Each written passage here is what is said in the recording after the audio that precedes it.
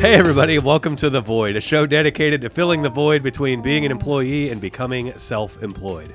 Most people refer to starting your own company as taking the leap, as if you're blindly jumping off a cliff and into the unknown. This show is here to help you understand that it doesn't have to be that way. As always, if you like what you're hearing on the show, please do us a favor and help share The Void with somebody else who might be wanting to start their own company. We saw an opportunity to help others understand that self-employment is well within your reach, and just as our businesses have grown organically and by word of mouth, we want this show to grow the same way. So if you see somebody asking questions about starting their own service-based business, please do us a favor and send them a link to the show. I'm your host, Mitch Smedley, and with me as always is David Hilton. Mitch. Yes, sir. You know what I'm getting tired of? Take a guess. Political texts asking for your money. No. I've been tired of those for a while. Oh. Man, I don't understand how people can be so mad about what's going on and then just be negative day after day after day after fucking day. I'm already tired of it. Yeah. It's been 100 days, man. Yeah. Shit's changing. Shit's getting better. I'm so tired of seeing all the negativity constantly. It's wearing on me, dude. Yeah.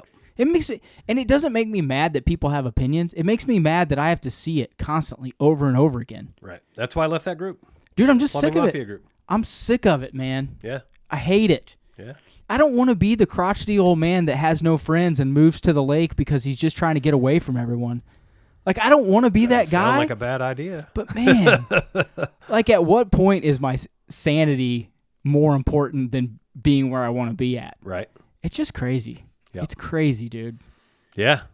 I don't understand it. Dustin, my buddy Dustin Rose is in town. Mm-hmm. He's grandpa today. Yeah.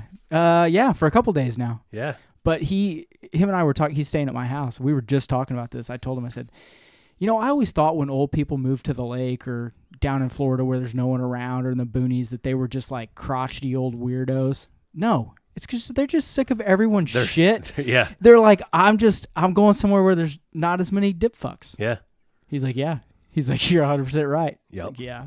Man. Yep. Just crazy, dude. It's crazy to me. Yeah. That's no good answers? No good advice for me? Ironically, what should I do? Get off of social media? That's similar. That's in a roundabout way of what we're going to talk about today. What do you want to talk about? We're talking about setting boundaries that are for your overall health. Is this me setting boundaries against you? Well, sometimes. Sometimes it's setting boundaries for how much political bullshit you got to see on social media. God. Right? You can unfollow people. You can hide them for 30 days. You can just unfriend them. Well, and that's the thing. I've said this a lot on the show. I like to hear other people's viewpoints and understand what they're, talking about, what they're feeling and everything, so I can kind of grasp, what's going on. But if it's just constantly being beat over the head with a hammer and seeing the same shit, it's like, no wonder I'm going to these people create these little circles and they never get anyone else's outside opinion because they just can't mentally handle it anymore. Yeah. They're just tired of it. I've got that buddy of mine that texted me out of the blue just a couple days ago, and he was like, hey, I haven't heard anything from you on how Trump and Elon are doing. You haven't been posting about it lately. And he I'm like, literally just out of the blues tried to start a fight? Yeah. Yeah, and then he sends me a couple of articles where obviously they're biased towards the left about like how abysmal Trump's first 100 days are and all this stuff. And it's like, well, I mean, just imagine if he didn't have like the whole legal system working against him. Yeah. Because that's the joke now is like Trump bans, red 40 in like the dyes, right? Yeah. And so the joke now is like federal judge overturns the dye ban and forces everybody to eat dyes, right? Yeah. And Trump will do something, and it's always getting overturned by a federal judge, and it's like, yeah, they've weaponized the legal system against him. Yeah, they know that's their one little spot where they can. But then they lie to you, and they act like they haven't done that, and they'll be like, well, it's just the Constitution that he's in violation of. No. Yeah, and you know what's the dumbest part of it is if Kennedy would have run for Democrat, like if instead of Kamala, and he would have got elected. he'd be doing all of these same things, and they'd be like, oh, yeah. Right. There'd be a gold statue already. Yeah.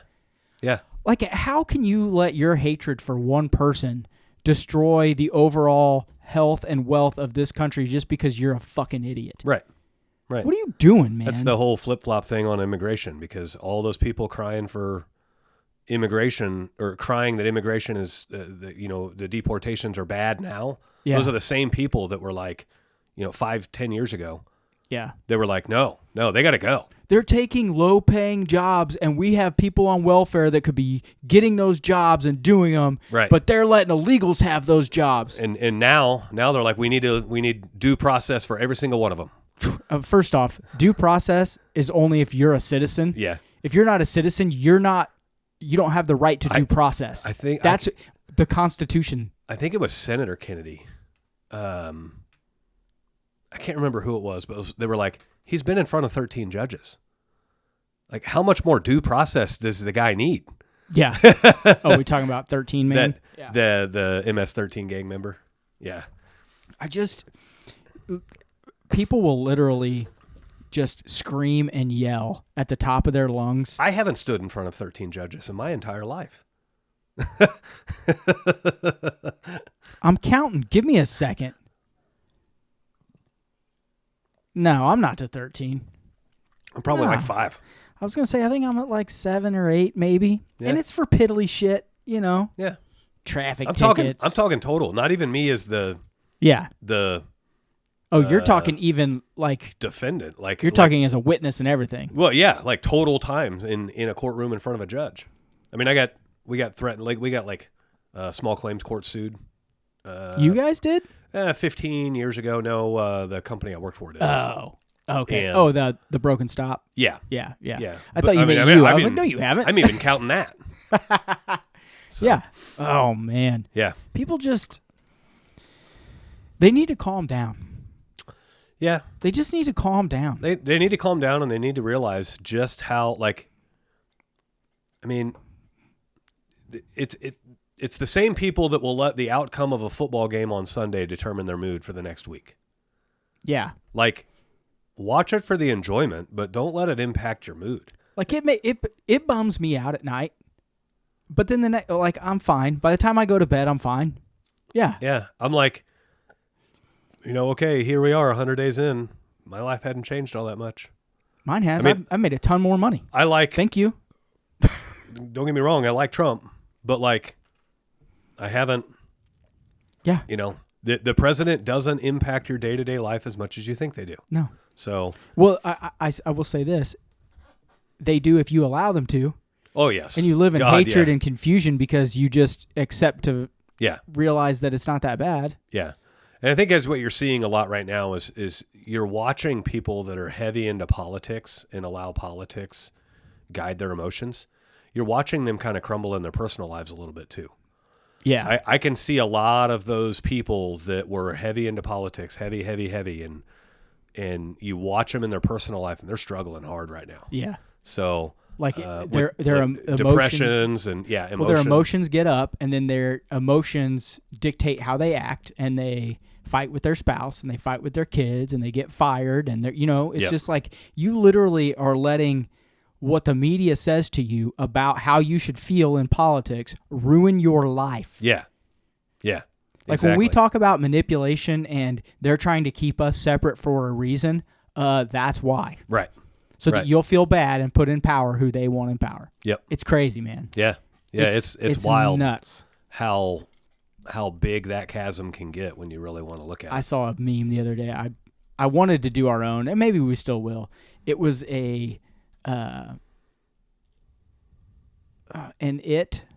he, she, they, there. I couldn't tell from the photos why I say that. Person. I don't know. I just couldn't tell. It was like Pat from Saturday Night Live. Okay. I just couldn't tell. Yeah. Purple hair, holding a sign, "We want Civil War," blah blah blah blah blah. And then the next photo, if I find it, I'll send it to you, was like 2 super ripped dudes that weren't like real good looking. They were like average guys from Missouri, and they had no shirts on and 2 ARs, and they're like, all right, anytime, but this is what you're going up against. Right. And I was like, ugh, that's not a good look. Yeah. Like, why would you hold a sign like that? I don't know. What is the matter with people, man? So I've noticed there seems to be more and more bots and fake accounts on Facebook than ever. My post where I was flaming up American Express for them demanding $36,000 in 10 days. Yeah. That post is still catching algorithm, and I still get likes on that post today. I wonder why. Well, I'll get a new like, and I go click on the person that liked it, and it's like they have a weird profile picture. They don't have a banner photo, and they have like less than 20 friends. Yeah. And so either it's getting shared amongst a very loser-ish cell of people in the U.S. Hey, don't say low friend count or losers, because that's me. 20? I mean, come on. I don't know how many I got. But either it's that, not a lot. either that, or it's found some wave in the bot community, because like that's how the bots work: is they go find popular posts, and they use the people that have interacted with the popular post, and then they try to gain their information. Yes. And then they'll clone your profile and all of that stuff. And so, it's one of the two. I'm not sure, but it's crazy. Like there are certain things you can post, and you'll see the bots come alive.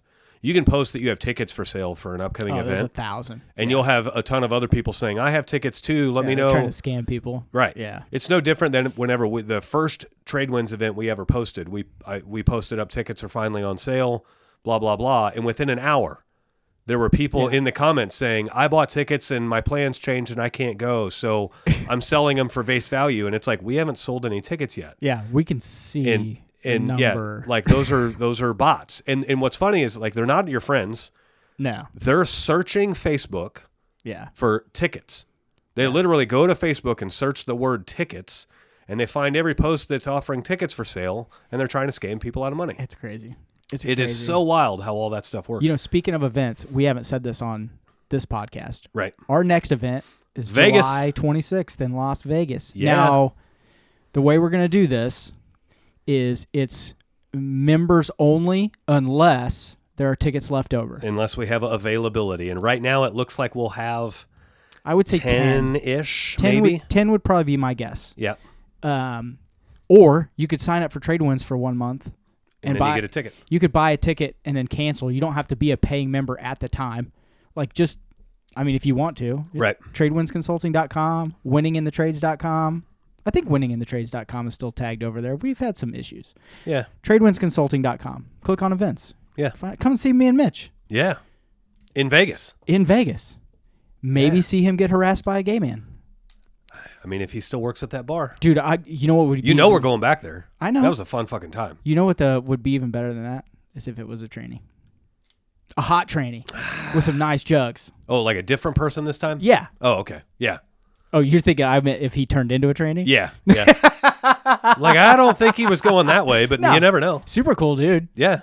He was there all weekend. He was while fun. we were there. I will say this. A lot of the guys, not a lot, I've seen three or four of the guys from TradeWinds, they're going early. Yeah.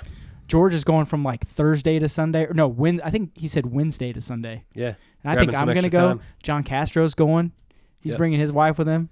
It's going to be fantastic. Yeah. Should be a fun time. It's going to be a fun time. Yeah. It's going to be great. You got the lineup set up? I'm not asking you to say who they are, but do you have it figured out? Yeah. So what we're going to do it on a marketing theme. In other words, we're going to have some top leaders from some top marketing agencies in town or in the nation come in and speak on how, like, everything you can be doing for yourself in marketing. At what point you need to consider hiring an agency, the things that you'd want an agency to do versus what you would do, how to spot a bad agency. Yeah. What are the red flags? Red flags for bad agencies and all of that stuff. So as people are building their businesses and starting to have to tip their toe into the marketing realm, they're going to help kind of roadmap it out for you as far as what you can do, what you can't do, what you need to have an agency do, how to know if your agency's doing good, all of those kinds of things. Yeah. You know, we talk about it a lot, just that TradeWinds has taught us so much. Mm-hmm. This is one of those events where I'm going to be like, okay, what am I getting from this? Right. Because I'm not a great marketer. Like, I can market myself, but like when the guys ask me this and that and blah, blah, blah, it's like marketing has changed so fast in the last 3 years. Mm-hmm. It's just not like it was before. Yeah. So we'll be trying to learn all kinds of stuff. Mitch might be in the front row. I mean, I will be in the front row. But those events are kind of tough, though. Like, I never get to learn too much at the events because I'm too busy trying to make sure they go smooth. Yeah. So, yeah. But although Vegas goes a little bit smoother than anywhere else, they're just built for it. The people that are helping with the event, as far as serving food and all that, and the people, like, they're on standby. More numbers. They're on standby. Like, you can literally call them and be like, "Hey, we're having a problem with this. We need this now." And they're there in 3 minutes. There's 3 people because they didn't know who was going, and they're all there helping. Yeah. So it does make it easier on us. Yeah. Like Kansas City, like I was running around all day. Yeah. And you want to give everyone that wants to ask questions, you want to give them as much information. You know, when people are saying, "Hey, what was Chris saying about this? What was Nick Staten saying about this? Was he post on his business profile first and this?" And so then you're running around trying to get their questions answered, and trying to keep everyone from killing each other, and it's a long day. Yeah. But in Vegas, it's worth it. It's easy because the sun doesn't go down in Vegas. Considering it's light in that casino all day long. What are you taking? 27 5-hour energy drinks. Yeah. Yes. Be awake for 3 days. 50-50. Energy drink water. How am I supposed to get drunk? Put vodka in your water and your energy drink. Gummies only? There you go. 2.5. Yeah. Taking 2.5 milligrams with you. Like the time I thought I was taking 4s and they were 40s. Dude, I would love to see that in the casino. Playing craps. Nope. I look over, that 40's hitting Mitch. Too many lights. Too many sounds. Mm-mm. Just look over, he's asleep at a slot machine. Yep. Dude, what happened to Mitch? I don't know, man. I don't know. I don't know what happened to him. Yep. So I know if people don't know, a lot of what we talk about is because you have a lot of drama in your life. Mm-hmm. I don't think it's self-driven. I think you might just be a magnet. Yeah. Like Ray in our group is a magnet for bad employees for some reason. Yes. And bullshit happening to him. You're a magnet for drama. You always have been that way. Always. So when you say to me, this is what we're going to be talking about, I know that there's some kind of weird, stupid story. Oh, yeah. So give it to me. So give me something. So the topic of today's show is boundaries. And we're going to use a real-life example from myself that's occurred in the last recent days as to the importance of boundaries. And so for those that don't know, because some people don't, boundaries are rules that you make everybody in your circle adhere to. Whether you realize it or not. Whether you realize it or not, right? Yeah. So, like, if honesty is a core value of yours, then you won't let people in your circle that are dishonest. Yeah. And if they're in your circle and they're close in your circle, then you're going to call them out if they're being dishonest. Like you're close enough to be like, "Hey, I don't appreciate that dishonesty back there. I know it wasn't even directed at me, but we're better than that," right? Like that's the benefit of having a good close circle. And so, but really anybody you associate with in life, you've got rules that guide your association with them. We have rules for our customers. We have boundaries for our customers, right?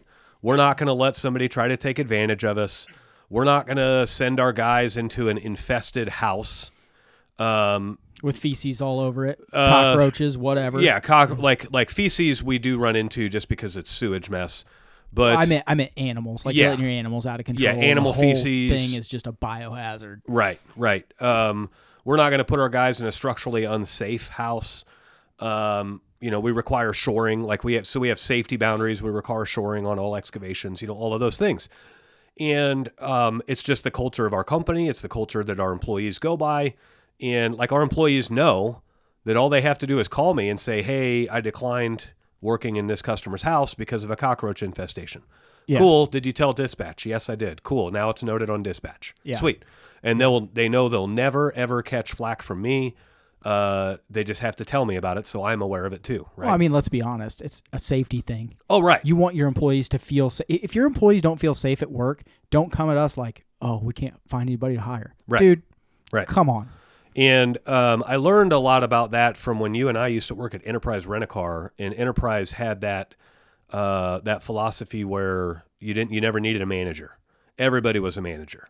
Yeah. And so like if you needed to squabble over $15 on your $100 bill, the associate that you were working with didn't have to pause and go get the manager to approve it. The associate had the ability to approve. It was get it done, get it done, get it done, get it done. Just do what's right. Yeah. Type of thing. And so I've always kind of treated our guys that way. And I always treat, my friends and associates that way. And you'll have some people that you are forced to be around in life that you don't really have a choice in the matter of you being around them. And so that's where boundaries become really important, because if you have to be around them regardless of whether your choice, regardless of your choosing, then you definitely need to stand firm on your boundaries.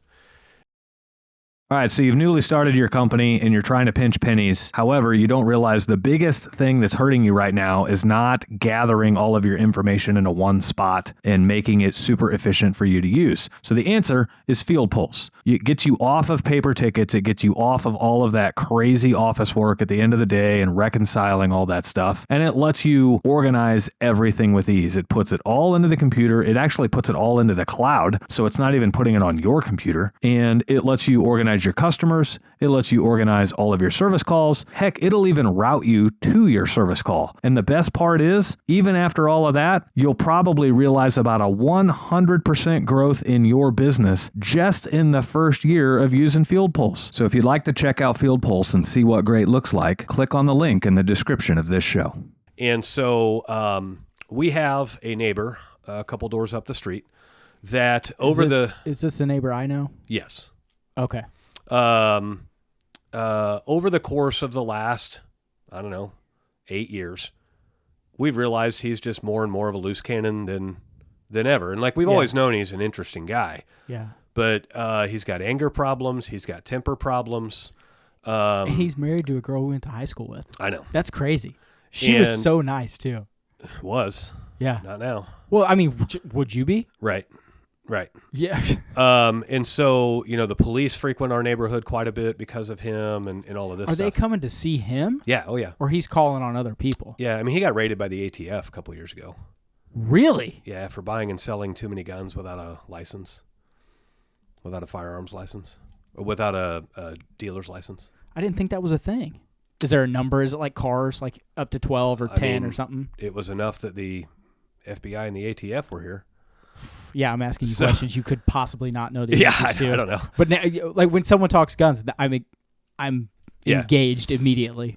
But so we already know that he is very irrational. He makes decisions out of emotion, and he's very controlling.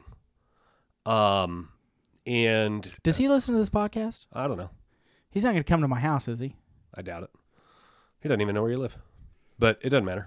It's public information almost. I just got to know, do I get some of the more of the guns out? Yeah. He's a very controlling individual. So I went to go bid a job for him like 3 years ago.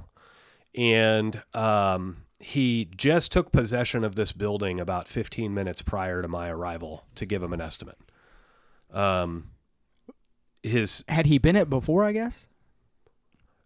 Before he bought it? He bought the building and then needed a whole bunch of plumbing ran inside it to create like a manufacturing But he facility. knew that was going to happen. Yeah, he knew he was going to have to get this. And so, I mean, he's only had possession of the building for 15 minutes. It's 8 a.m., okay? 8:15 a.m. We unlocked the door. Well, first of all, so he's got muscular dystrophy, so he's not all that stable. And there's no hand railing on the stairs to get up to the front door. And so he was motherfucking whoever built the stairs before I even got there. And so I pull up. It was probably pre-handicap. Who knows? I pull up and he's motherfucking them and he's like, you got to get over here because I can't get up these stairs until you hold my hand. And so I hold his hand and help him get up the stairs, and we get inside and the lights don't work. Well, they haven't changed the power meter over. Shit. They gotta put it on, turn on the power under his name. So he calls the power department. He starts motherfucking the CSR at the power department. It's like, dude, she's just a girl that answers phones. Yeah. You took possession of this building 15 minutes ago. It's light out. This building has garage doors. Relax, bro. We'll just open a garage door and get the light that we need. And he's like, no, it's a matter of principle. I don't do business this way. They said powered beyond today. I'm like, it's 8 a.m. power might be on today. Yeah. It's the power company. Yeah. They didn't say power would be on by 8 a.m. this morning today. They said it would be on today. Wow. Yeah. Okay. And so all right. Okay. That's what I mean. That's how temperamental this guy is. You better shut your phone off. Yeah, I know. I'm going to be up your ass. Not in a good way. And so we have always kept our distance from him.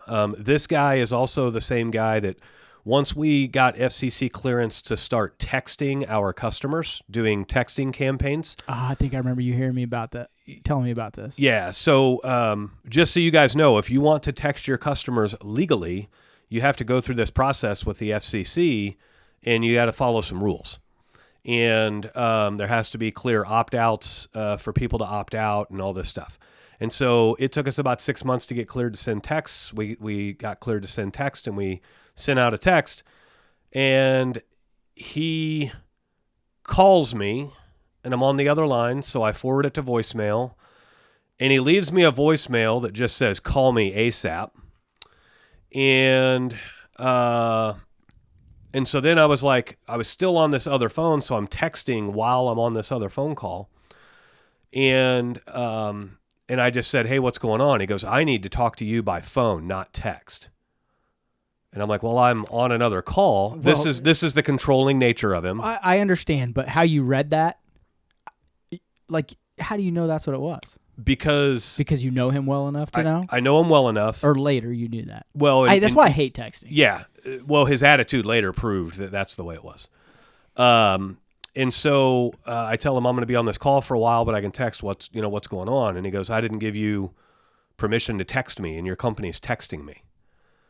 And I said, "We don't need permission. It's clearly written on our website. Like, we've passed all the FCC stuff." And he goes, Don't try to tell me what's legal and what's not. I know the law better than you." And I'm like, "I don't know what to tell you. Like, I've gone through the process, and we're doing things as we're supposed to do." And he goes, "No, you need expressed written consent from me to send me a text." And I'm like, "No, I don't." "No, I don't." You're a dumb fuck. Right. And he goes, and so then we talked. So then I got off the phone, and he was trying to do, like, his text got really abrasive. And so I call him, and I'm like, "Todd, is this some, like, business owner bullshit flex, or, like, what's going on?" And he goes, You think this is a flex? This isn't a flex. This is the law." Okay. Got it. Flex. Understood. Got it. Yeah. How about I walk up there and then just push you down? And he was like, you're gonna end up in prison unless you fix this." And I'm like, "Prison? Because my company sends out texts. I doubt it." Yeah. And he goes, "Well, I gave you a chance to fix it the right way, but now it's just going to get really expensive for you." And he hangs up the phone. I'd have called him back and be like, "Hey, bring it on, bitch." Yeah. Well, in through this whole process, like, the text he received says reply stop to opt out. And nowhere ever did he reply stop. Yeah, which means you can keep texting. But there's all these things of, like, where did I sign up for this? I didn't sign up for this. I've tried to opt out 3 times and it's not letting me. And it's like, dude, and he's sending me screenshots of all of his texts. You're like, "Did you?" And I'm like, "Nowhere in here did you reply stop." Like, literally 4 letters, send, and you would have been done, right? Yeah, if you just hit stop or type stop and send, it's over. Right. And so in other words, he sent me screenshot proof that he was not abiding by the FCC rules of reply stop to opt out, right? Retards everywhere, man. Yeah. Oh, I forgot. You can't say retards now. I apologize. I saw something the other day that was like, this was a meme, and it was like, "People like you are why we can't say retard anymore." It's funny. That's great.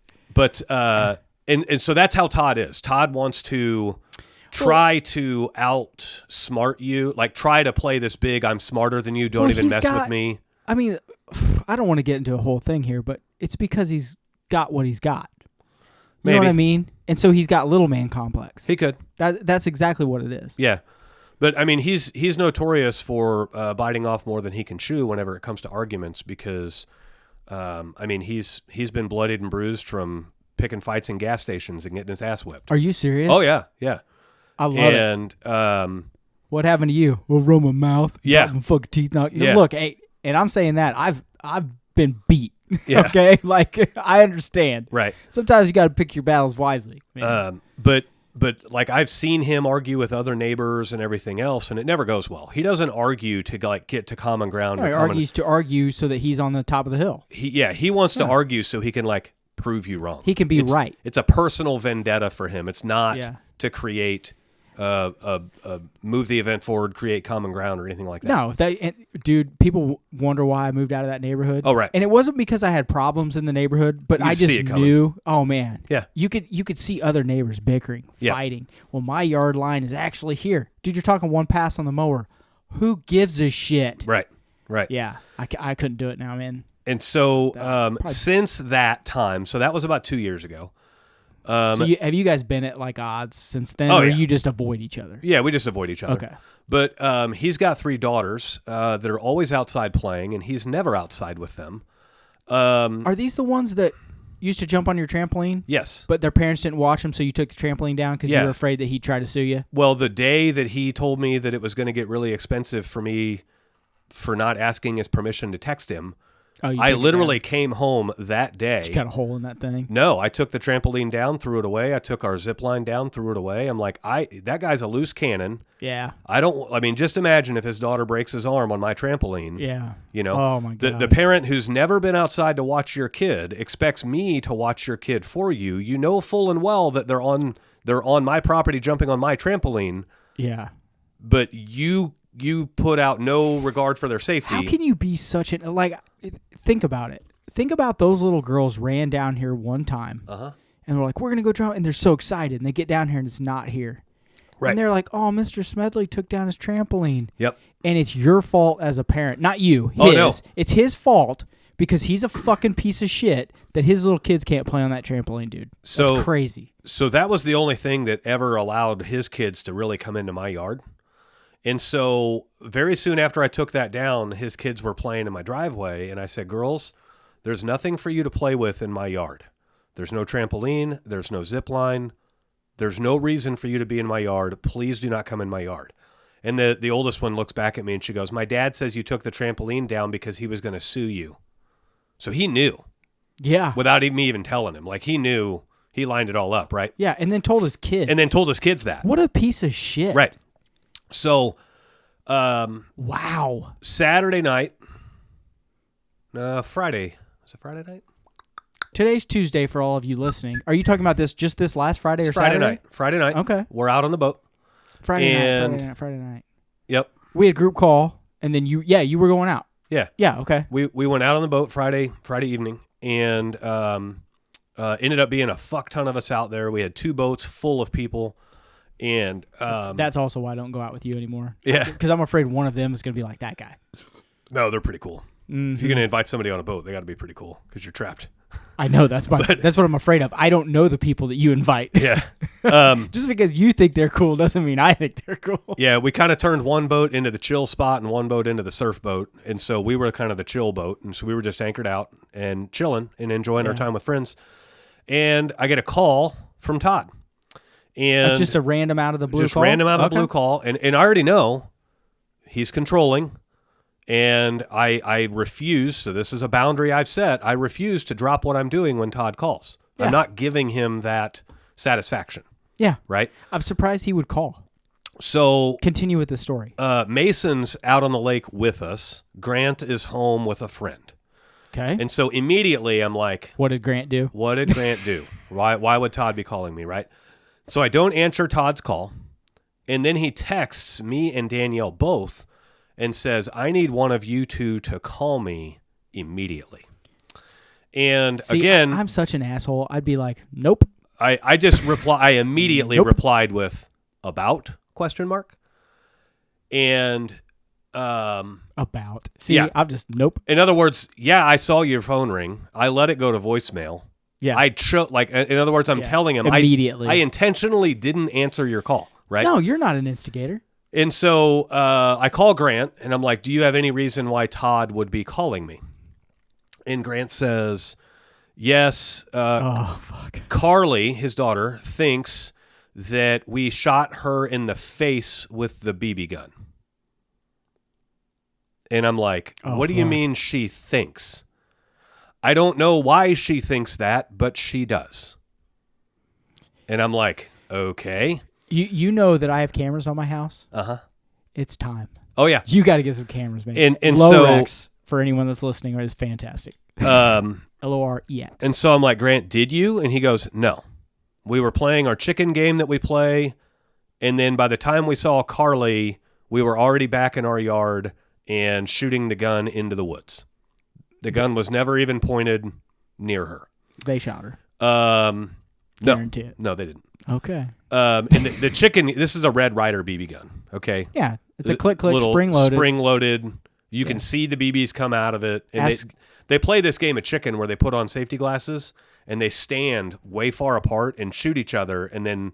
Hey boys and girls, it's David. Mitch and I started TradeWinds to help trades professionals start their business, or if they've already started, to get it to a healthy and profitable level. It's training, it's coaching, it's mentoring, all in one. Click on the link in the description to find out a little bit more. There's a promotional video you can watch when you go to the website. If you fill out the contact form, I'll even make Mitch call you. They have to take steps closer. And it's like, who can get the closest, right? Yeah, ask Cody Smith about a spring-loaded BB gun. Yeah. I buried one in his stomach one time. Well, I mean, at point blank, it'll go in. It was at point blank range. At point blank, it'll go in, right? But these are, I mean, they're shooting each other like 100 feet away. Oh, okay. And so... you should probably not let them do that. Just side note. Yeah. Hey, they're boys. I know. If I don't let them do that, they're going to be like, how big of a stick can you stab in your leg? Yeah, you know? I know. It's just what boys do. I know. But we used to climb a fucking spillway with water coming over it that was 50 feet off the ground. Yeah. I know. And so I'm like, Grant, this is one of those times where I need you to be honest. He's like, I'm being honest, Dad. I don't know what she's talking about. And so then we get a text from Todd that says, you guys have 30 seconds to call me or I'm calling the police. Call them. And I just replied, call them. Yeah. Right? Call them. Because I already know that no matter what Todd has to say, nothing that happens on that phone call will be productive. He's going to try to posture and be some big boisterous person. And if the cops come, they already know him. Right. You know what I mean? They know that he's a fucking problem. Right. And let's be real, if my kid did shoot somebody in the face with a BB gun, the cops need to be involved. Yeah. Right? Yeah, 100%. Like, I'm not trying to, hide my kid from accountability. Yeah. 100%. But I know how Todd is, and I know he's very irrational, and I know his daughter is a habitual liar. To get that from his... I don't know. I think she's so starved for attention, she just comes up with all kinds of stories. Because the stories that comes out of that girl's mouth are just so wild. It's like, there's no way this is true. And like they would be over in our house playing on our trampoline, and then she would come ring our doorbell because Grant said something to her that she didn't like. Okay, like, toughen up. What did he tell you? He said my dress isn't pretty. That's a girl thing. Really? I know. Yeah. But like, and then you talk to Grant, and Grant's like, I wasn't even outside. I was inside playing video games. I didn't even talk to her. Like, she's just making shit up for the attention. I feel bad for those kids. Yeah. So we already know good kids too. Right. And we already know she can't be trusted with truth and all of this stuff. And sucks. So Danielle calls the wife instead of Todd. Stop. You said call them. The cops. Yes. Yeah. The wife says I'm calling the wife. Why? Because we are trying to keep in mind we're away. We're on the boat. We're trying to get as much information as we can so we can guide Grant. Do you answer the door when the cops come? Do you not? All those things. The answer's no. Right. Well, so Layla knows never to answer the door if we're not home. And so apparently, as we now learned later, the mom actually came down and talked to the boys. Why didn't Grant say that? Huh? Why didn't he say that? He wasn't hiding anything. He just didn't know how much of the story to tell me. So all of the story. Well, right, but where does it start? Bro. Does it start today? Does it start past stuff? You know damn well he should have told you that whole story. No. He didn't lie. There was just a lot of it. I know. He just didn't tell you the truth. No. He didn't tell you the whole story. That's what I meant to say. Yes. Well, you got to tell the whole truth or the whole story, bud. Well, again, he said they didn't shoot her, and he said that there's no marks on her face and all this stuff. Well, they know that because she came down and talked to the boys, and they were like, no, we didn't shoot her. Does she have any marks on her face? And she said at that time, no, she doesn't have any marks on her face. And so... dude, it'd be red. There'd be a totally serious bump. and so Danielle's calling the mom to try to... because the mom can be rational. Todd answers her phone and instantly says something to the effect of, "You're too fucking late, you bitch ass cunt. The cops are already on the way," or something along those lines. Let me just say this. If something like that happens and you're not home, you call me. I will drive the fuck over here and I will lay a cripple out. Right. I don't care. So, what the fuck? Right. And so Danielle just hangs up the phone, right? Because again, we're not entertaining the phone call with Todd. I'm surprised she hung up the phone and didn't go on the, I will fuck. Yeah. And look, I know Danielle is not like super tough. Yep. But she could whoop his ass. Oh yeah. Yeah. It won't take much. That dude's a walking skeleton. Yeah. And so, so now we know the situation's pretty volatile and pretty irrationally volatile. You gotta call me, man. And so I will up the ante. We call Grant and we tell him, keep your phone on the charger, because we could tell from our tracker app that his phone was low on charge. Stay in your room. Close all the doors. Do not open them. The police will come. Do not answer the door. And he's like, okay. And then we call the non-emergency line for the police and let them know that we are the parents at this address, and we understand somebody a couple doors up has called the police concerning our child. That child's a minor, and they're home by themselves right now, and we will not allow the police to have a discussion with our minor child without us present. Yeah. And so... which is 100% in your right. Yeah. And we said it's going to be a while before we're home. And so if the police need to talk to anybody, they can just call us. And so they did. Okay. And so Grant stays in the house. The police never ring the doorbell. They walk down to our driveway and then call us from in our driveway. Okay. And the probably police... good procedure. Yeah.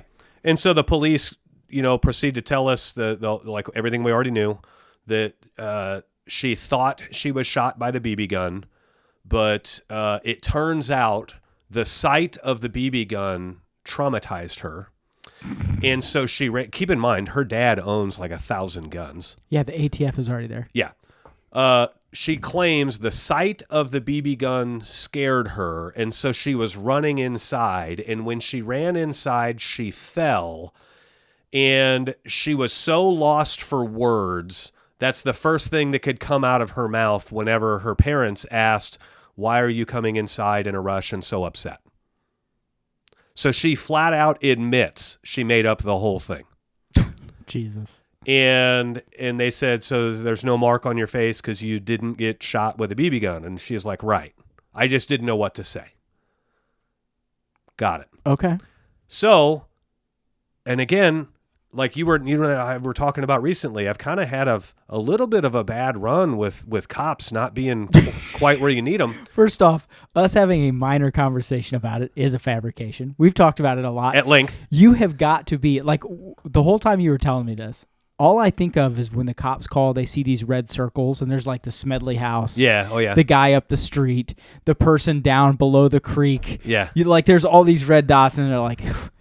these three motherfuckers. Here we go again, right? Here we go again. And so... they're like, we had to drive by 3 crack houses to come over here and fuck with you people. Yeah. God damn it, we're busy. Yeah.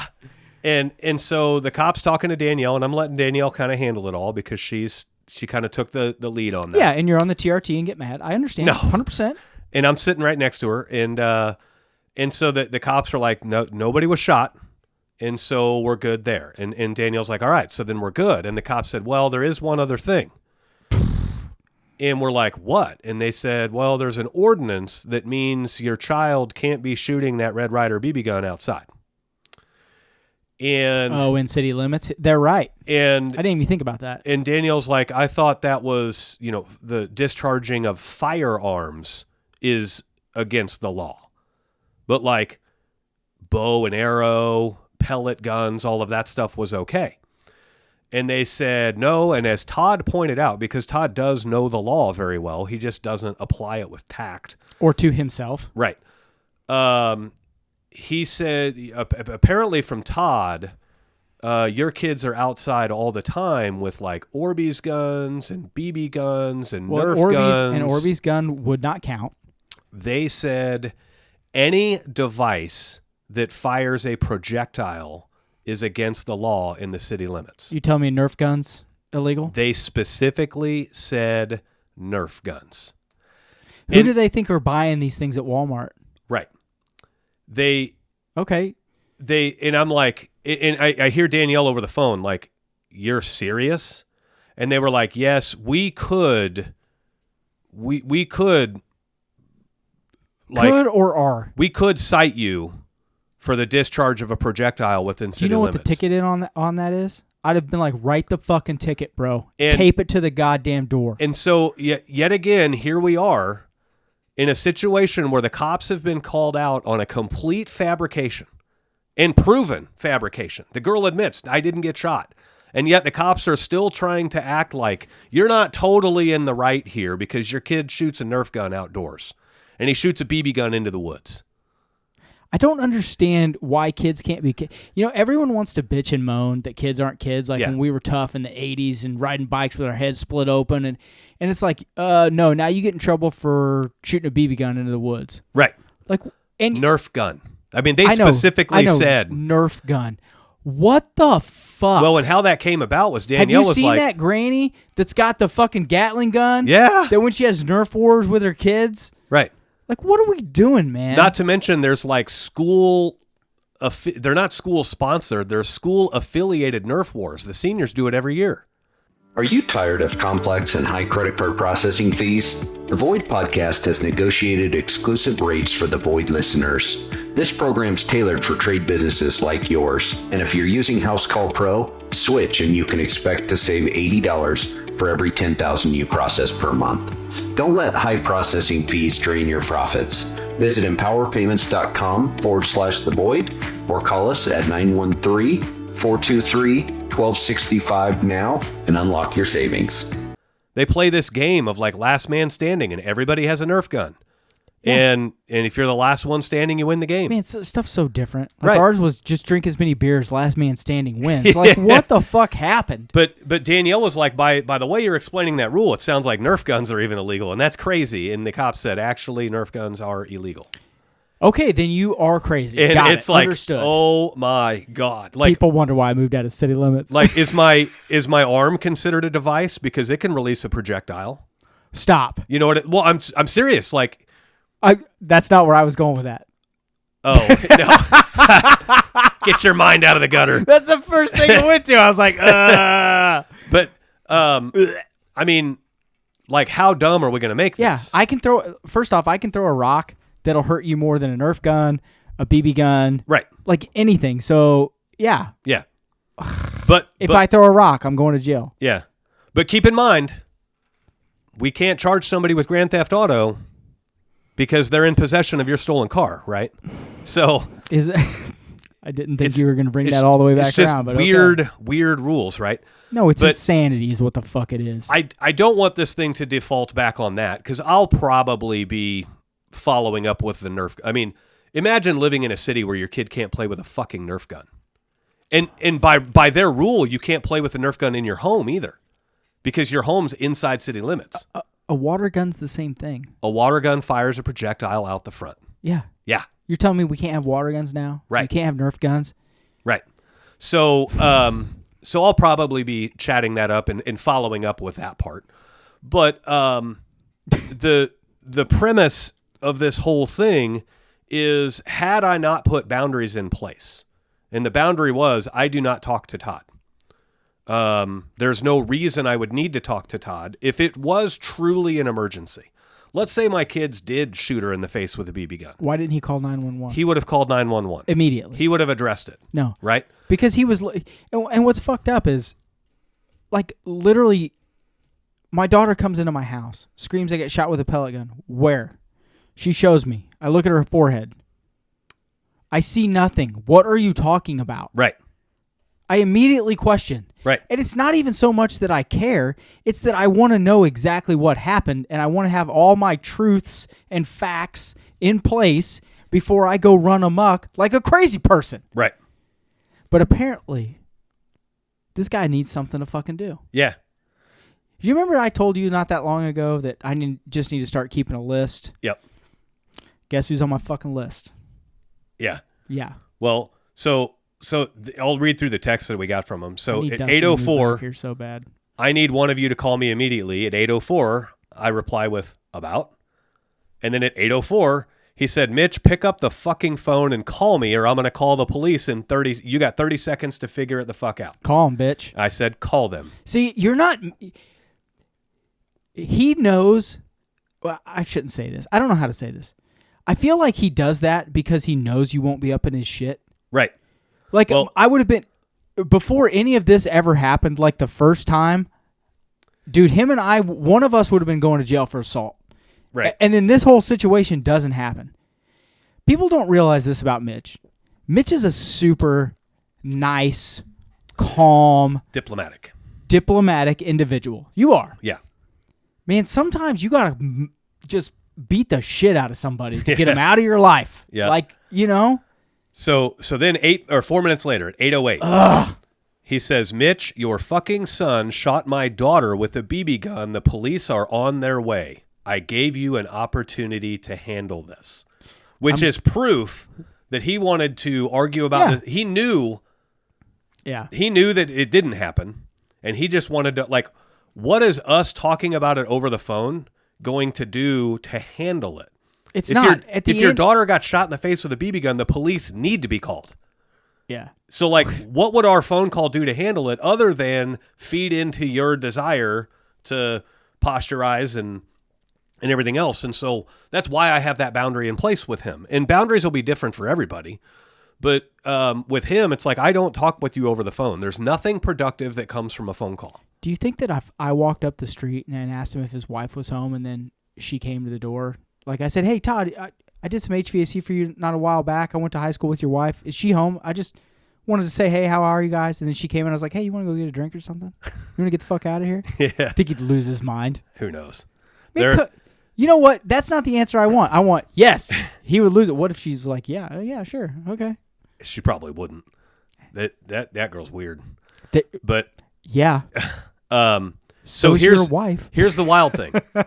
So now we know that nobody got shot. Now we know the daughter lied and made the whole thing up. And did they write the ticket? No. God, no. What was the end of that story? The end of that story was we'll patronize the cops and we'll be like, okay, thank you for letting us know. We'll get rid of all the guns. And then they leave. Okay, and they left. No deal, no nothing. They just wanted to say, hey, if we needed to. Right. Let's be honest. That's probably part of their training too.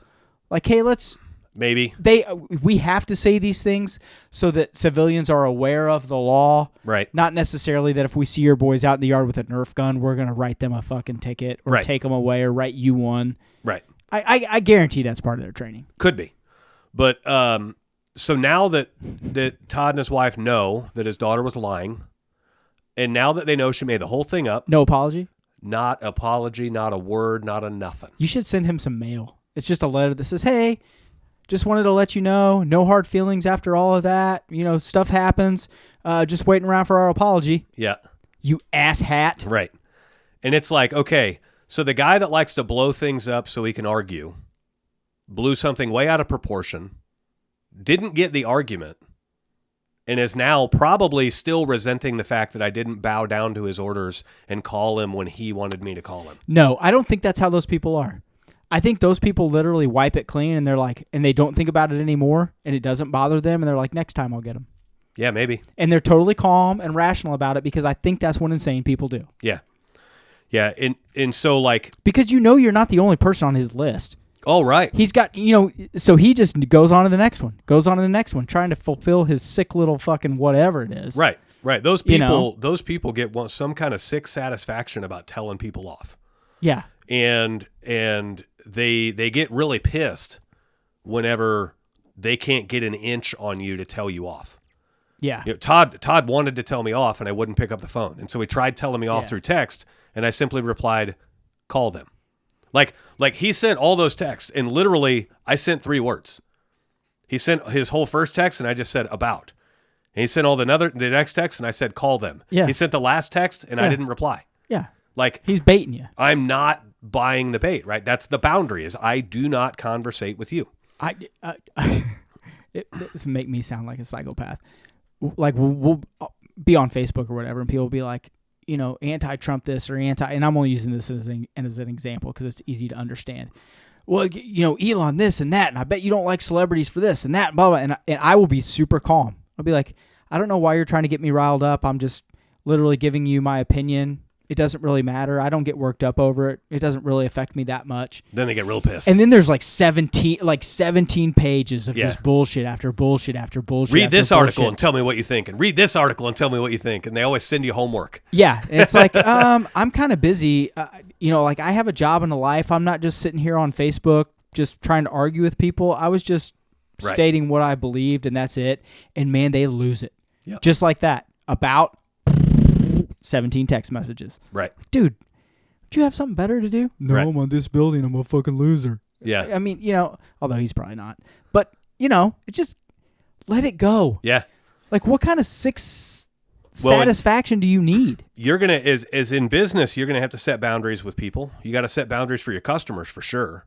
Because out of the gate. Yeah, like only 10% of the population out there is actually a good customer for your business.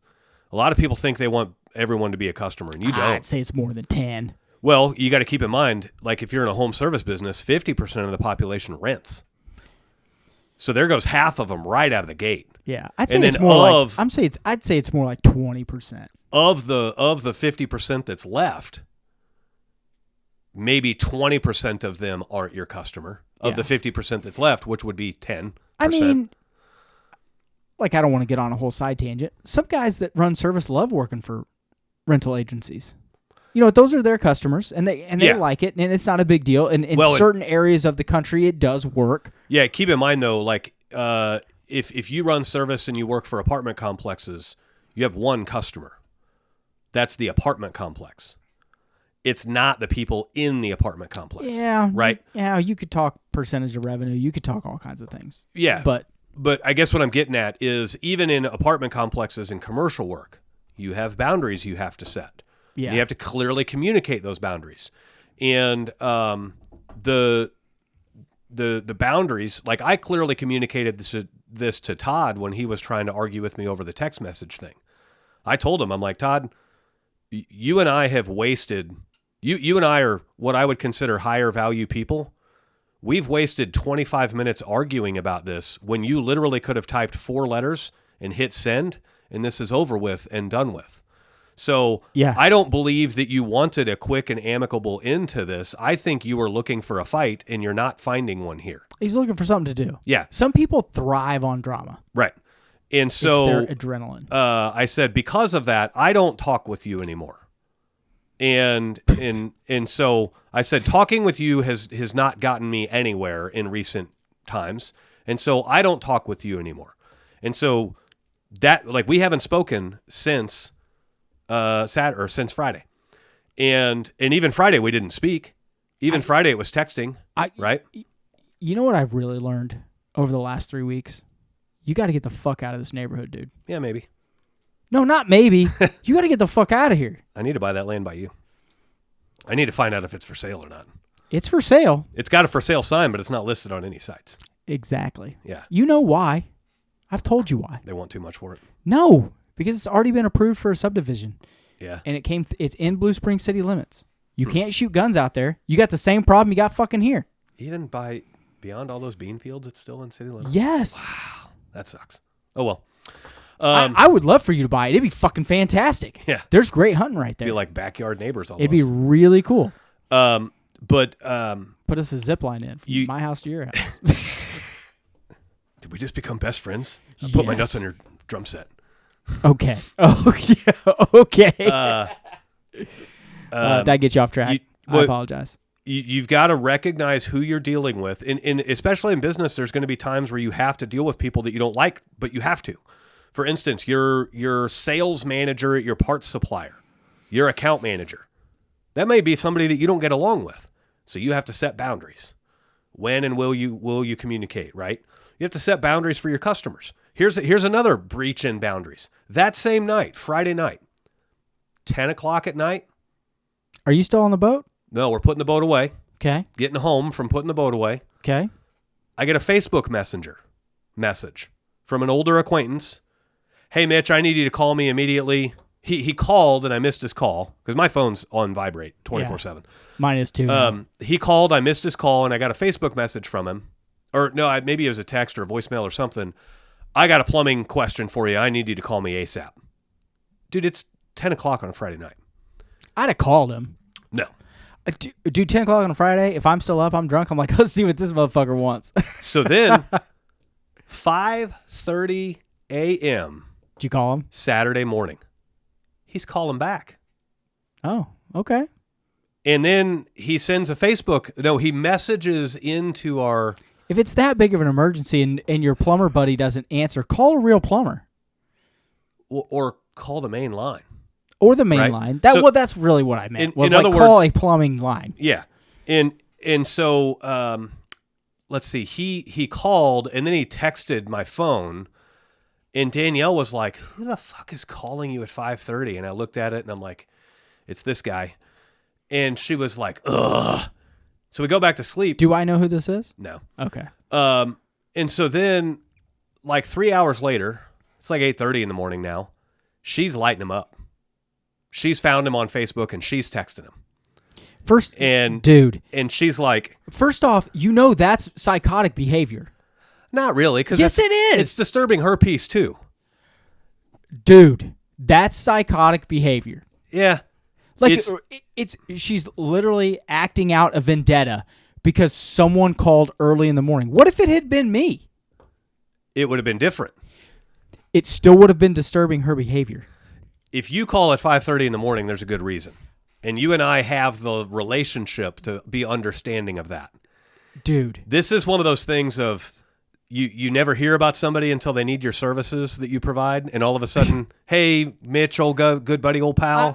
Look, I understand the being mad about it. Yeah. I understand all of that. The vindictive behavior to then be like, you know what? I'm gonna be lighting this motherfucker up in front of everyone on Facebook. What? No. She's not lighting him up on Facebook. Facebook Messenger. So it's just going to him. Oh, okay. I thought you said Facebook. No. Facebook Messenger. She finds him on Facebook and then messages him. Still, I'll give her half the credit. And she basically said, like, dude, this is totally uncalled for. Calling at 10 o'clock at night and then again at 5:30 in the morning. Like, we get time to ourselves too. You're gonna get your crush for this. No. Not me.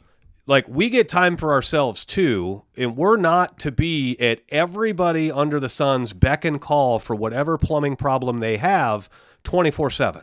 We have hours of business, and if you want to schedule a service call, you call into the main number and schedule a service call, and she gives him the number. And he was like, you're right, you're totally right, I apologize. I get up at 2:30 every morning, so for me, the day was half over, and I lost track of time.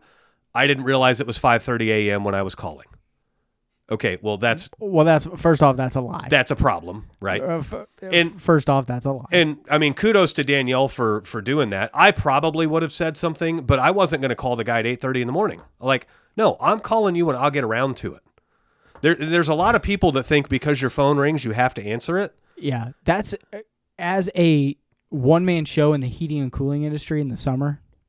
It was literally, I had to have that conversation with people that was, look, I'm not sitting around waiting for you to call me. Yeah. So that I can get some work. Yeah. That's not what's happening. Right. But I didn't. Like, I would just literally silence my phone and leave it in the other room. Yeah. And then when I got up, I'd call him back, be like, hey. A couple of times it was, hey, I need you for this. We don't have heat, this and that. Like, when Layla was born, this was the worst one ever, and I lost this customer, and I didn't give a fuck. Layla's born. Those feel good. Oh, man. This guy, first off, is one of those, I'm the most important person in the room kind of people. Yep. Worked with Janine at the hospital, okay? We have the baby. So we had been in at 5 a.m. She was induced. She wasn't born until 9 o'clock the next night. Like, Janine was in there forever. C-section, everything. So we've been up for almost 48 hours. He, sends me a deal, blah, blah, blah. Hey, it's not that big a deal. Just whenever you have time, let me know. 2 days later, we get released, go home. He calls me berate. Keep in mind, I've slept for like 10 hours. Right. He calls me, hey, this and that, blah, blah, blah. Well, I call him. I say, hey, look, dude, if it was that important, you call somebody else. Frankly, I don't give a fuck about your furnace. Right. I just had a kid. You knew we had a kid. You're supposed to be friends with my wife. Right. Fuck you. Don't ever call me again. Right. But that was like one of 2 times in... This is the only time since we've been in business. 15 years. Yeah. This is the only time we've been in business where that a situation like that's happened. And you got to think about what's the misalignment there of... People think that their problem is the most important problem. It's called selfishness, and people, like, when there is what they think is an emergency, deprioritize everyone else and prioritize themselves. But if it the definition of selfishness. For me, if it was true selfishness, they would care about themselves so much that whenever they didn't get a reply from you in the timely fashion, they would have moved on. I care about me so much. I guess he lost the business. I'm finding somebody else to fix it. I'm not going to take extra time to like berate you. I care about myself so much that you're the only plumber I trust, and I will get to you regardless. Yeah, I don't know. That's a weird. It's a psychological debate, but yes, I think it's something along those lines. Yeah, I mean, I agree that it's selfish, but it's like, why don't you just go all the way with it and be so selfish that you're gonna like give your business to somebody else because I didn't answer the phone? No, because they want what they want, and what they want is you to answer the phone and for you to do their fucking work. Yeah. That's why. Yeah, it's like the epitome of bullshit. Yeah, it's a weird thing. And what's crazy is only people in a service industry really know what that kind of bullshit's like. Yeah. In-home service, and I don't mean just trades. RNs that go in-home, respiratory therapists that go in-home, servers at restaurants. Yeah. Like, I go out of my way to servers at restaurants because I know people are pieces of shit. Yep. And they're like, oh, I'm so sorry. And it's not like, it's not a big deal. If I was in a hurry, I wouldn't have come to a restaurant. Yeah. Take your time. It's not a big deal. Yeah. Make sure my food's right. Don't spit in it. Here's a huge tip for just having to put up with the other fucking dipshits in this restaurant. Yeah. Keep my drink full and we're happy. Thank you. Yeah. I'm sorry you had to wait on that beer a couple minutes. Really? It takes my wife 10 to go get me one. I'm happy waiting the 2 fucking minutes. Yeah. Like, you know what I mean? Yeah. I wish, and to kind of maybe wrap up that part of your point is, I wish people were more considerate just about other people's time, about how other people think about things, about what's going on in the world. Like, right. Not everything is about how you feel at this specific moment. It's going to be okay. The only real emergencies are nice. The only real emergencies are life and death. Yeah. Everything else. Well, and taxes if you're the IRS. No, fuck those people too. But everything else is just, it's not substantial. Right. It's how you are perceiving that quote unquote emergency. Right. Yeah, okay, I can see you had a broken 3/4 inch water line in the basement. It's flooding your basement. That guy wouldn't have continued to call you. He'd have just moved on to the next guy. Right. Like, hey, I have a serious emergency, and I'd have called the first 15. Right. I wouldn't even have cared. You don't care who's doing the work. Right. Right. People need to be more considerate. Yeah, it was kind of a weird it's kind of a weird thing. And like I take messages from friends fairly often, right? But friends is not an acquaintance. Well, even acquaintances. But they're messages that are delivered at a reasonable hour. Not 10 p.m. on a Friday night when I'm usually in bed by 10. And if I'm not in bed, I'm not in a position to be texting with anybody. Dude, me too. and then at 5:30 a.m. Saturday morning, right? Yeah. It's like you've tried to reach out twice in the same no-go period. I will give them credit for the 5:30, So at 10, you didn't answer. Mitch is asleep. Maybe. Maybe he's an early riser. Mitch also used to talk a ton of shit about being up at 5 and going to the gym every day. Right. You know what I mean? So maybe it's Mitch does get up early. I'll give him a free pass on that one. Here's the problem with technology and cell phones today. The hell it was. Just because I have a way for you to access me 24/7 doesn't mean I owe you 24/7 access. It doesn't mean you have a right to my access. Right. Yeah. Right. So in other words, you called. Yeah. You left a voicemail. Yeah. I got it. I'll call back when I want to call back. You know what you really need to do? No, you know what? I'm not going to say this. What? Well, I don't want to jinx myself. You need to turn your messages off of read. Like mine are off. I have them off on purpose because I will see people's stuff and I'll be busy and I don't want them to think I want them to see if I want you to see. I want you left on red. That's what I want. The reason I say it is because I know you and see you a lot. I will slap the shit out of you, but you don't do that to me. Yeah, I was talking about for other people. Yeah, not me. I don't like when you. I know that you are like, okay, I read that, and I'm like, when he has time. Yeah, like you and I both have this rule. If it's that important, dude, you got to call me. Right. If it's important, because like your 10 o'clock thing, Mitch will text me sometimes at 8 or 8:30, and I'll read it and I'll be like, okay, yeah. Yeah, and I'll think about it, and I'll be like, I need to think about that, and then I'll forget. Yeah. But if it was important, he'd call me, be like, hey, dude, what the fuck? Right. And be like, I forgot. Yeah. But, you like, our relationship's a little different than a lot of people. Yeah. We've earned the right for a little bit of forgiveness or a little bit of, like, you or I could call each other at any hour of the day, and we'd be there, right? Yeah. But not somebody that I haven't seen in 7 years. Yeah, very, very, very, very, very, very, very true. That's a different thing. Yeah. Well, and it's like, it's one of those things, and I don't want to get on the whole deal here, but like you're busy, you got a lot going on. I'm busy. I got a lot going on. So if it's not important and it doesn't get till the next day, no big deal. I will say this about the guys in trade wins, like they'll message me, and I won't get to it the next day. They know I'm busy. Yeah. But I always get back to them unless I just miss it. Yeah. But the same thing with them. I'll message them and say, hey, saw this, blah, blah, blah. It'll be the next day. And they'll be like, oh, I'm so sorry. I'm like, dude, don't worry about it. I know you're busy. Yeah. It's fine. Yeah. We are all people that are on the next level. They understand. Yeah. They're not so self-absorbed that they have to have responses in 2 minutes. Right. Hey, this is all I'm doing. No.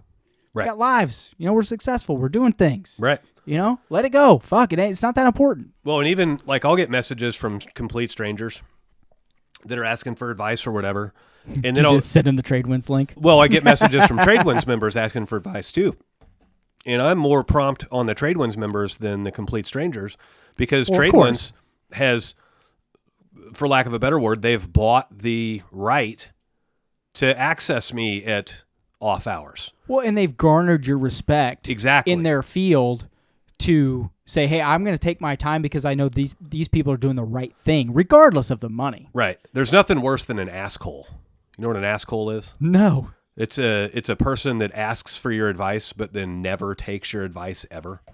And so time after time after time, I got a couple of those in my life. It's like, why do I give you advice anymore? Because you don't take it. And I'm done giving you advice. Like, you're just an asshole. But then they keep asking. But then they keep asking. And keep asking. They think the fix is in the ask and not in the implementation. Well, people think that of the answer. People think the ask is, I'm going to ask them, I'm going to get their opinion, but I feel better because I asked someone else. I'm just going to do what I wanted anyway. Right. So why are you fucking even asking me, man? Right. Stop. Yeah. It drives me insane. God, those guys are fucking crazy. But you'll see as you're growing a business, you'll see that you start having to put boundaries in place, and boundaries move. When I first opened, my boundaries were very loose.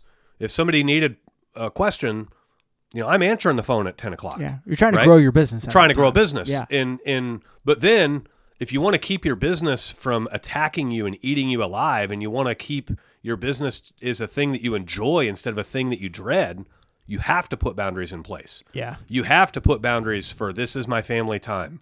This is my no phone time. This is date night. All of those things. Yeah. I've got a family member that always, like, we had to get onto her. She would always crunch in on date night, and she'd call, every date night. And then she would literally answer the phone going, "Oh, is it Wednesday? Bitch, you knew it was Wednesday." Yeah. You know, and so it's somebody thinks the world revolves around them. Right. Yeah. Right. And so, you know, those types of boundaries are huge. And especially if you're a younger person that's kind of getting out from under your parents' wing, you may find that your parents are toxic.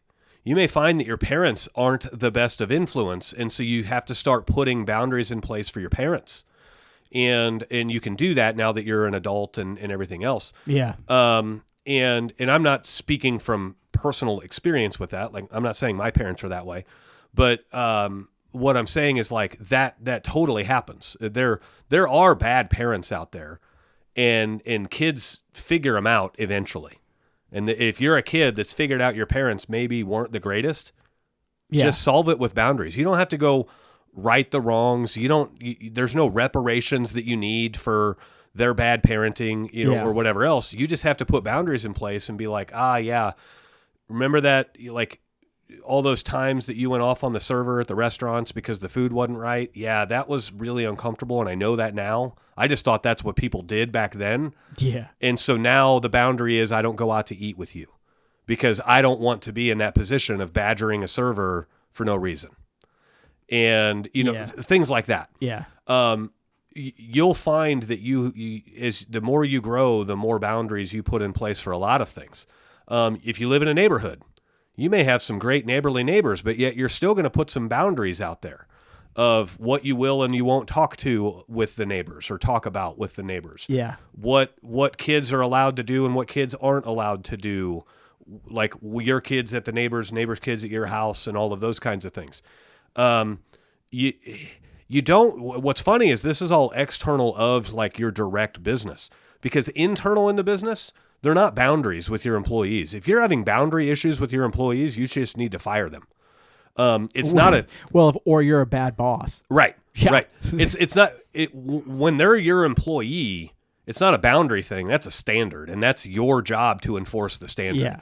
And so we're more or less talking about those satellite people that are in your life with no choice. Your employees in your life with choice, but customers can be in your life with no choice. And so you got to set some boundaries there, and you got to be willing to cut customers loose if they're in violation of the boundaries. Yeah. The best line I've ever got for firing a customer is, we're in the business of making people 5-star happy, and I don't see that happening with you.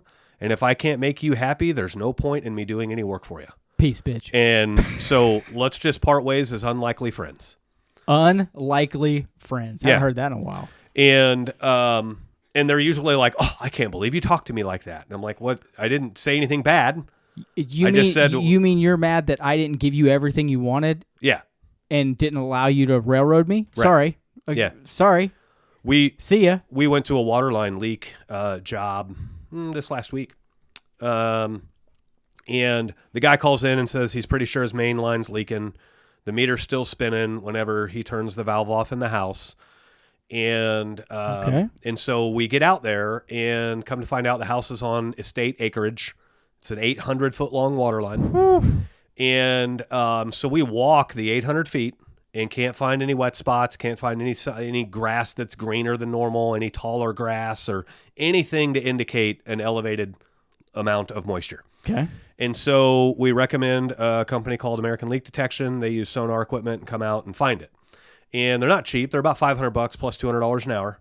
The $500 I think covers your first hour. Damn. But how do I get into that business? They're accurate as fuck. Their website will claim they get you within 5 feet. I've never seen them miss it by more than 2 feet. And I mean, fuck, a Bobcat bucket's 2 feet wide. Damn. Yeah. And so we told the customer, we'll just be the $89 service charge for today, and call American Leak Detection. Once they come out and pinpoint it, then once we know where it is, we'll be able to give you a price for it, because the line went under a lot of hazards. Yeah. And so it's like, man, if this leak is near this tree, that's a different price than if we the got to leak cut is that out tree in the down. field. Yeah. Right. And so so the guy paid the $89, and then he wanted to call in and complain. And he was like, "You guys charged me $89 for nothing." It's like, "No, we didn't charge you $89 for nothing. Like, Yeah, we drove out there and gave you good advice. Right. And we pointed you in the right direction of like literally the best company in the area to detect the leak. And he says, well, you guys, your website says you do leak detection and you don't. No, we do. We just don't do sonar, and that's what you need. Like, yeah, we've got other ways to detect leaks inside your house. Yeah. It's just this is a rare one where we need sonar. And he goes, well, I feel misled. I'm like, well, I'm sorry. But like any company you bring out is going to have a service charge. And he goes, oh, yeah, that one you recommended, they want $500 plus $200 an hour. Yeah, we told you that. Yeah. He's like, that's crazy. I'm not paying that kind of money. Then I guess your shit's going to leak, motherfucker. Yeah. And it's like, oh, okay, I don't think you're happy with any spending of any money. I think you're just going to run anybody you spend. How about I refund your $89.99? Don't ever fucking call me. I've done that shit 100 times. He's not gonna ever call us again. But I got some advice from a really successful business person one time that said, never refund money to somebody that's never going to call you again out of principle. They're already never going to call you again. And if you did the work and you did your process correctly, there's no reason they should get all of their money back. And I'm like, yeah, that makes sense. And so I stood my ground on the 89. I'm like, dude, we told you it was 89 to show up. We didn't promise we were going to be able to get it fixed. We never promised we were ever going to find the leak definitively on that first visit. Yeah. And he was like, well, this is just crap. And I'm like, dude, what happens when you go to the doctor and they refer you to a specialist? Do you think that doctor's like, oh, I'm not going to charge you. Here's your $400 back. Right. The doctor still charges you. And he goes, this is apples to oranges. And I'm like, bullshit, it's not. Yeah. Like, this is literally the same thing. You needed specialty work that's outside of the realm of a normal plumbing group. And I said, American Leak Detection, they don't even do repairs. That's all they do is leaks. They're a specialist in leak detection. Yeah. So he goes, well, why didn't I call them from the beginning? I don't know. Why didn't you? Maybe you fucking should have. Yeah. But Maybe you should have. He referenced his comments in some way of that they're price gouging by charging $500 and $200 an hour to find the leak. I'm not that business. What do you want me to do about it? Well, anytime somebody says price gouging when all prices are disclosed up front, that's not price gouging. Mm-mm.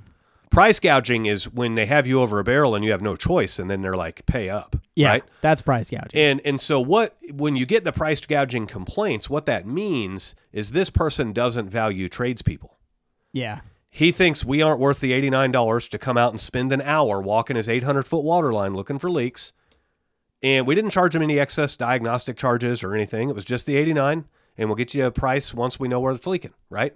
He didn't think these guys were worth $500. Yeah. Now keep in mind, he lives on an estate with an 800-foot water line. Yeah. He's not broke. No. I'm not going to say he's wealthy. I'm not going to say he's smart with his money. But he has access to money for sure. Wait till he gets a mini out there and hires someone to run it. Well, we're just going to dig it up and fucking find it ourselves. Right. Okay, bud. All right. But he's a prime example of one of those people where we put boundaries in place. The boundaries are, if we were clear and honest and everything with our side, I'm not going to give you a refund just because you ask for it. Yeah. So we also put the boundaries in place. Like I told him, I'm like, well, if you're literally taking our service charge and our best recommendation and you're like pissing all over it and saying that they're not worth the money. Well, I don't know how much you're expecting to get this leak fixed for, but like most plumbing companies have like a $3,000 minimum for excavation. And he's like, $3,000? That's fucking highway robbery. All right, well. Good luck. See you, bro. I mean. What do you want me to do? Yeah. Sorry. Go find somebody on the back pages or whatever. So. Oh, my God. Yeah. Pretty wild there. But ultimately, you'll piss more people off when you have boundaries. But let's be honest, they're going to get pissed off anyway. It's whether it's at you or somebody else or themselves or whatever. That's just how they live. If you want to be wealthy, your circle's going to shrink. Yeah. You're going to piss people off. You're not going to hang out with broke people. Your circle's just going to shrink. Yep. So make the choice. What do you want to do? Do you want to be successful and wealthy? Yeah. And happy? Or do you want to have a lot of friends? Yeah. And like, my dad always used to say these words that ring true in so many other areas. He would always say charity begins at home. And in other words, you can't pour from an empty cup, right? Yeah. In other words, like, don't go donating $100 to this charity, especially ones where only like 2% actually go to the real cause, when you're struggling to make your mortgage payment. And like charity begins at home. Make sure you're good first before you start giving out. Make sure you have surplus to give before you start giving it out. Yeah. And a lot of people think that it means more. If it's my last 100, it means more. And it's like, no, the 100 is the 100. First off, it does mean more because you're giving everything you have. But you can't give to anyone else if you're giving that money away. Right. Okay? Right. And you can't give to yourself. Right? It's no different than the airlines. You got to put the mask on you first before you tend to the people beside you and the toddlers beside you. In other words, if you ain't healthy and you ain't getting oxygen, how good a help are you going to be to those around you, right? Yeah. If you're not healthy in your boundaries and you're not healthy with your actions and you're not healthy with the boundaries that you set for like after 10 and before 5:30 in the morning on a Saturday. Guess who's getting called at 5 tomorrow? Right. Call you, hey buddy. But like if you don't set those boundaries, then you're just living a miserable life, and now you're indentured to your business and you're enslaved by your business, and it becomes this grind and you hate it, and that's what causes burnout. Yeah. So those boundaries are super healthy. And to those guys that are feeling overwhelmed and overstressed, start putting a couple boundaries in place. Internally and externally. Internally, they would be disciplines. Externally, they're boundaries. Start putting a little boundaries in place and watch everything start to get a little bit better for you. You know, that whole situation with the BB gun thing, it turned out exactly like we thought it would. And Todd gets to be all mad and call the cops and waste the call to the cops and everything, and he gets to look like a fool. And meanwhile, we never got riled up. We never anything. And nothing ever happened and all that. I mean, it's just a case where he gets to look like an idiot, and our boundaries kept us from arguing with an idiot. Yep. Right? Because you got to watch it. When you argue with an idiot, the bystanders can't tell the difference. They can't tell who's who. So you gotta watch out whenever. That's good. Whenever you're having those arguments. What's the matter with you? Wrap up the show, man. That's all we got for this show. So a little bit weird of a topic with boundaries, but it's very important if you want to avoid burnout and be successful in the long run. So until next week, guys, we will see you later.